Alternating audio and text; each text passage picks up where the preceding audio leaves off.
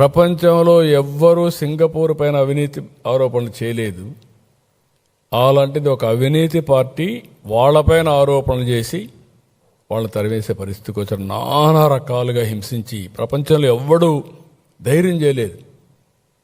నేను ఎన్నోసార్లు చెప్పాను, నేను సింగపూర్ పోయినప్పుడు నేను ట్రై చేశాను డ్రైవర్కి డబ్బులు ఇవ్వాలని, ఎవడు తీసుకోవాలా. మా అశోక్ గజపతిరాజు గారు మంత్రిగా ఉండొస్తే సింగపూర్కి వస్తే సిగరెట్ తాగడం మానేశాడు. ఏంటి అశోక్ గారు సిగరెట్ తాగడం మానేశారని అడిగా. సార్ ఇక్కడ $500 ఫైన్ సార్, నా దగ్గర ఉండేది 500 ఉంది, ఇది అయిపోతే మళ్ళీ నేనేం చేయాలి, కాబట్టి నేను చేయను సార్ అప్పని అన్నాడు.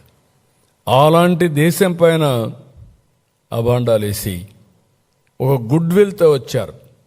ఇప్పుడు కూడా చెప్తాను, సింగపూర్ ఎప్పుడు కూడా ఒక నమ్మకం, ఒక క్రెడిబిలిటీ, విశ్వసనీయతకి గౌరవిస్తారు ఆ దేశం.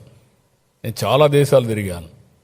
అలాంటి దేశంతో లేనిపోని సమస్య పెట్టి మొత్తం కంపు చేసే పరిస్థితికి వచ్చారు. ఇంకొక పక్కన అమరావతి బ్రాండ్ పూర్తిగా దెబ్బతినే పరిస్థితికి వచ్చింది. నేను ఆ రోజు బాండ్స్ ఇస్తే విత్ ఇన్ 2 hours క్లోజ్ అయింది. దాన్ని బట్టి ప్రపంచం మొత్తం అమరావతి అంటే ఎంత క్రేజ్ ఉందని మనం అర్థం చేసుకోవాల్సిన అవసరం ఉంది.